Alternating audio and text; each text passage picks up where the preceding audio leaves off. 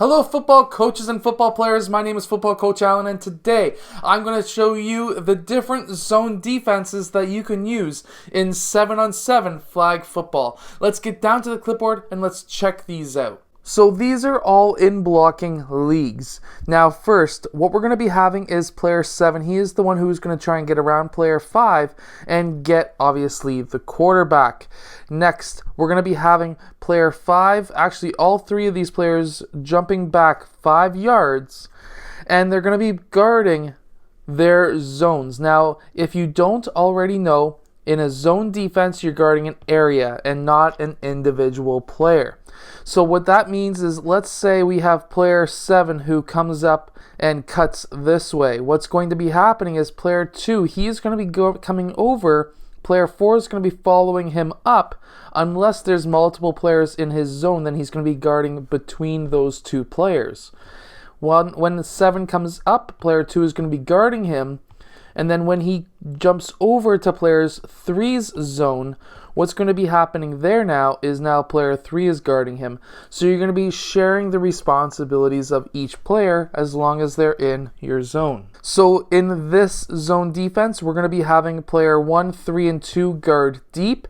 If players go past their zone, that doesn't mean that they're going to just stop at the edge of their zone and let players keep on going. They're going to be following as closely as they can. They do not want any long passes. Meanwhile, these shallower players, they're going to be guarding up closer.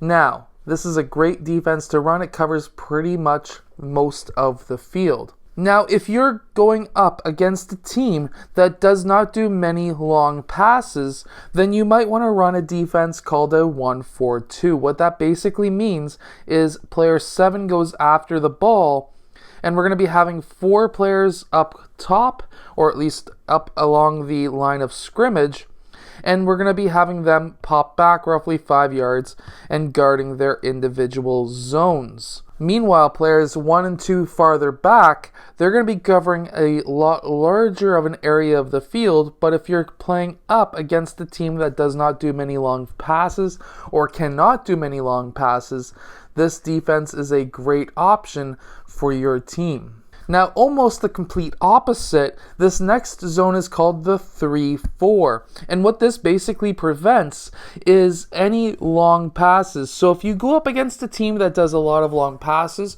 or if you're near the end of a game and the other team is down by just a few points, and they need to get a lot of yardage, and you know they can throw the ball very far, you could do something like a 3-4 that can allow you to be able to stop farther passes. Now, I've even seen some teams who stretch into a 2-5.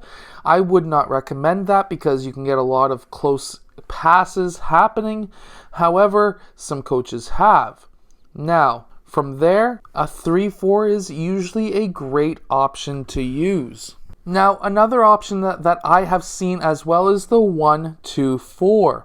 Now, in the 1-2-4, player 1, he is the one who's trying to get around player 5 to go get that football.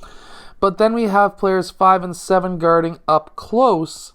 And then we have these 4 players in the back guarding their individual zones. Now, again, a great defense to run if they're going to be doing a long pass.